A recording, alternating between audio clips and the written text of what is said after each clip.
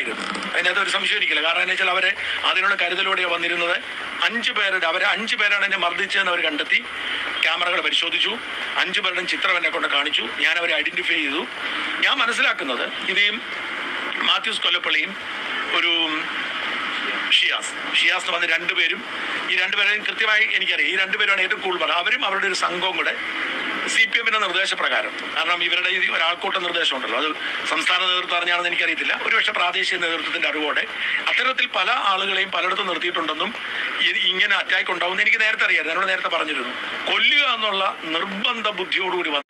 അതുകൊണ്ട് എന്നെ ഭയപ്പെടുത്താം എന്ന് CPM കരുതിയ തെറ്റാണ്.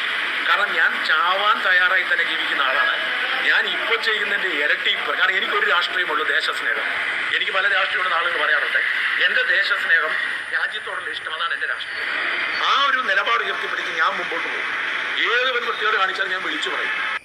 ഒരു കാരണം ഞാൻ 43 വയസ്സിൽ ഒരു മനുഷ്യൻ എന്ന നിലയിൽ എനിക്ക് ചെയ്യാൻ പറ്റുന്ന കാര്യങ്ങൾ ചെയ്തിട്ടുണ്ട്.